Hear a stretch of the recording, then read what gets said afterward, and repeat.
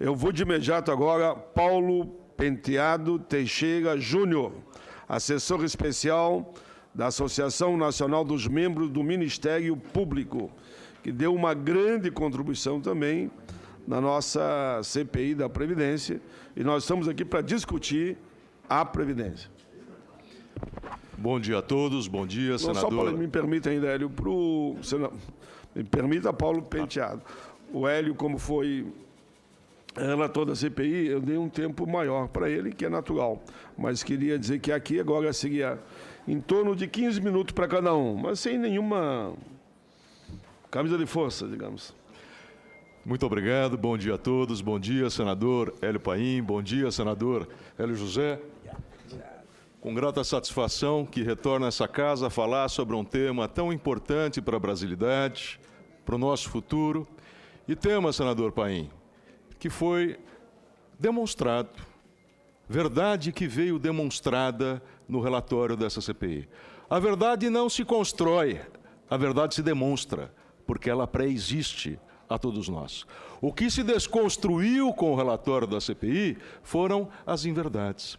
E é muito importante dizer para todos aqueles que nos assistem que uma CPI é um instrumento legislativo constitucional. Lembro a todos que nós temos ao vivo para todo o Brasil. De investigação. Portanto, a CPI, ela não cria dados, ela requisita dados, analisa os dados e expõe a situação em um relatório. A CPI não criou um discurso, a CPI demonstrou uma realidade. Muito obrigado pelo trabalho que os senhores fizeram para cada um de nós. Cumprimento a todos os integrantes da mesa, cumprimento também meu presidente, Vitor Hugo Palmiero, que aqui está, que dos Pampas, assim como o senador Paim, saiu para construir um Brasil melhor para todos nós. Meu amigo Paulo Boal, diretor de prerrogativas da Aramatra, o Luiz Alberto, consultor do Senado, e todos aqueles, a JUF, a Anfip, o SINAIP, os aposentados, todos aqueles que estão na nossa mesa. Pois bem, senador. Esta tabela está no relatório da CPI da Previdência, a página 115, e é um dos documentos mais importantes lá existentes. Por quê? Porque a nossa Carta Constitucional, ela traz o conceito de seguridade social. Seguridade social que integra previdência, assistência e saúde. Há determinadas prestações do regime de seguridade social que não possuem receitas próprias. E há outras situações, uma interface entre previdência e seguridade, que tem uma receita diminuta, como, por exemplo, o grande avanço da Carta Constitucional de 88, que é a aposentadoria rural. De maneira que o legislador constitucional fez a previsão de que certas receitas serão arrecadadas para a Seguridade Social para fazer aso a despesas que não têm propriamente um financiamento direto, mas que se impõe à sociedade de forma correta para o bem comum, um financiamento indireto. Pois vejam, aí estão as receitas da Seguridade Social, que são basicamente PIS, COFINS, contribuição social sobre o lucro líquido, contribuição sobre lotéricos, que vão ser usadas para custeio de Bolsa Família, usadas para custeio da LOAS e também usadas para custeio, a exemplo da aposentadoria rural, que são grandes avanços da sociedade brasileira. Só de 2007 a 2016, o Brasil abriu mão de 925 bilhões de reais de receitas da Seguridade com desonerações tributárias em favor de determinados setores da atividade econômica. Se nós formos atualizar isso aí por alguns índices, como a Selic, taxa BNDES, GPM, nós veremos aí, não é? 1 trilhão e 500 bilhões de reais, 2 trilhões e 200 bilhões de reais de dinheiro que deixou de entrar para os cofres da Seguridade Social. Esse trabalho está lá no relatório da CPI. Nós vemos aqui, num ponto específico, o prejuízo causado à Seguridade Social no ano de 2016. Os erros, fraudes, sonegação e inadimplência provocaram um prejuízo de quase 190 bilhões de reais, somente naquele exercício. É aquilo que lá na frente eu vou chamar de déficit gerencial, mas me permita, senador, doravante uso o seu termo. Este é o déficit de gestão da Seguridade Social. Mais 144 bilhões de reais de prejuízos causados por desonerações, que nós podemos chamar de um déficit legislativo, porque basta se mudar a lei para isso não acontecer. E 92 bilhões de reais, aproximadamente, de déficit causado pela desvinculação de receitas da União sobre as receitas da Seguridade Social. Portanto, a Seguridade Social perdeu seguramente, em 2016, 483 bilhões de reais. Isso é importante lembrar, isso é só o ano de 2016. Só no ano de 2016. A CPI também demonstrou... Mais uma vez dizendo, então, que não tem déficit. Não tem déficit, vamos ver lá na frente. Não tem déficit mesmo, senador. O déficit fiscal, que é um espelho momentâneo, ele pode ser perfeitamente resolvido se nós conseguirmos, não é, tirar do espectro jurídico o déficit legislativo e do espectro da gestão esse déficit gerencial. O estoque da dívida da Seguridade Social, entre as dívidas da Previdência propriamente dita e dívidas da Seguridade, chegam a quase R$1 trilhão em 2016. E aqui eu gostaria de fazer um parêntese para apontar que a Frente Associativa da Magistratura e do Ministério Público, assim como outras tantas entidades, trouxe a sua contribuição para esse relatório na forma de 3 projetos de lei. Um projeto de lei para combater os crimes contra a Seguridade Social, foi feito pela CONAMP. Outro projeto de lei para maximização da arrecadação da Seguridade Social e da Previdência Social, máxima em função de um processo de automação que diminui o emprego, portanto, diminui a arrecadação da Previdência. Foi feito pela ANAMATRA. E um outro projeto, um anteprojeto de lei para melhorar a execução fiscal. Nós temos uma lei de execução fiscal muito antiga, que foi muito bem elaborada e trazido pela JUF. São contribuições do Ministério Público e da Magistratura que não tocam em um único ponto sobre o regime próprio dos servidores, e sim sobre questões atinentes ao regime geral, à nossa cidadania. Pois muito bem. Aqui eu apresentei esses dados na Assembleia Legislativa de São Paulo, não vou repeti-los, mas são os dados que dão aso à tabulação dos prejuízos da Seguridade Social, fica à disposição da CPI, eu vou adiantar o tempo e chegar a esse quadro trazido pela CPI.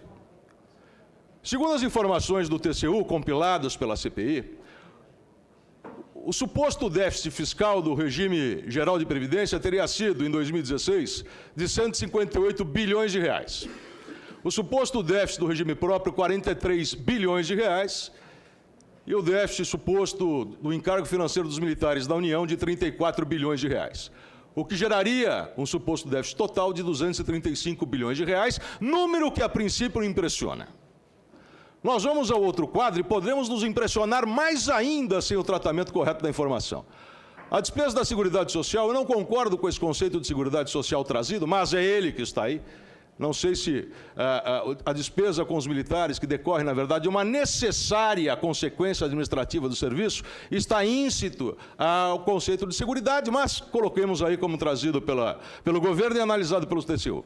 A despesa da Seguridade teria sido de 874 bilhões de reais e a sua receita 632 bilhões de reais. Eu não falo mais só de Previdência, falo de Seguridade, com o suposto déficit fiscal de 242 bilhões de reais. Por que suposto déficit fiscal? Porque só para aquele exercício nós temos um déficit legislativo de 92 bilhões de reais da DRU, como dissemos anteriormente. Um outro déficit legislativo de 144 bilhões de reais por desonerações de receitas da Seguridade Social. E um déficit que eu não chamarei mais de gerencial, e sim de gestão, de 190 bilhões de reais de dinheiro perdido por erros, fraude, sonegação e inadimplência. Portanto, o déficit legislativo e de gestão é de 425 bilhões de reais. Se nós suprimirmos esse déficit legislativo do resultado fiscal negativo, nós teríamos um resultado positivo de 182 bilhões de reais, senador Paim. Mas aí alguém pode dizer, mas vai ser difícil combater a sonegação, combater os erros da noite para o dia? Talvez. Mas precisamos começar a fazer isso hoje. Mas mesmo assim, se nós considerarmos apenas o déficit legislativo, apenas no sentido jurídico e não econômico, que é a DRU, e as renúncias da Seguridade Social, nós teríamos havido, no pior ano de desempenho econômico do país, um déficit de apenas 6 bilhões de reais, ou 0,10% do PIB. E aí nós perguntamos, nós vamos mudar o Brasil por causa de 0,10% do PIB em uma fotografia episódica? Eu creio que não, senador. Concluindo, senador, mais 5 minutinhos. Aqui nós fazemos uma análise do regime próprio da União e mostramos que, ao longo do tempo, o déficit do regime próprio da União, porque os números do próprio governo caem. E por que 99 e 2004? Porque foram os anos em que feitas as reformas anteriores do sistema de previdência dos servidores públicos, que tornou muito mais difícil a aposentação. Nesse quadro aqui, nós demonstramos ao longo do tempo isso, mas eu faço uma pequena observação. No primeiro ano, eu começo com um déficit de 68 bilhões de reais. Projetado pelo governo ao fazer a conta. Mas esse déficit não foi de 68, ele foi de 39. Por quê? O governo imaginava que todo funcionário público que tinha tempo D iria se aposentar no começo do exercício. E isso não era uma verdade. Tanto que depois, esse fato sofreu observação do Tribunal de Contas da União e já foi alterado no último relatório. Um outro quadro que apresentamos na CPI, que demonstra que o déficit do regime próprio, se um ano o governo estimou para 691 bilhões de reais, em outro ano ele estimou para 7 bilhões 250 milhões de reais. E, concluindo essa observação, o que nós vemos é que daqui para frente, o governo alterou a sua fórmula de cálculo e projetou ao longo do tempo, eu vou chegar nesse slide especificamente, um PIB muito menor do que a série histórica do Brasil, e com um aumento bem maior do salário mínimo. Todos nós queremos, é claro, que o salário mínimo suba e suba bastante. Mas o governo prevê lá, para cima de 2040, um aumento na média de 5, 5,5% do salário mínimo, o que é ótimo, mas um aumento do PIB de 0,8%, o que nunca ocorreu na história, ao menos na história recente, média e longínqua do país. O que significa isso? Uma previsão de aumento de despesa e uma previsão de diminuição da receita global, o que faça com que aquela receita maximizada tenha uma perspectiva de impacto muito maior por uma economia que vem reduzida em números que não foram explicados, e a CPI apontou isso muito bem no relatório. Só vou ler essa parte. Aduzem que, comparado essas taxas projetadas, a média com o crescimento do PIB brasileiro do período de 96 a 2016, 2,38% ao ano, percebe-se que a média de crescimento da economia projetada para o longo prazo é inferior à que foi aferida nos últimos 20 anos. Isto ressaltam, mesmo tendo em vista que essa média real de 96 a 2016 já foi impactada pelo desempenho econômico, etc., etc., etc. São dados trazidos pelo TCU e colocados lá na CPI. Portanto, senador, a CPI da Previdência mostrou que a Previdência é viável, que Previdência não é sonho, que Previdência é realidade. A realidade do nosso futuro. Cumprimento Vossa Excelência pela bela frase, pelas belas palavras que trouxe no início, dizendo o seguinte: todos nós temos o direito amanhã de sermos idosos. Não podemos dividir brasileiros entre jovens e idosos. Eu quero ser o idoso que rejuvenesça vendo os meus netos. E quero que os meus netos se espelhem no exemplo dos idosos do Brasil. Muito obrigado, senador.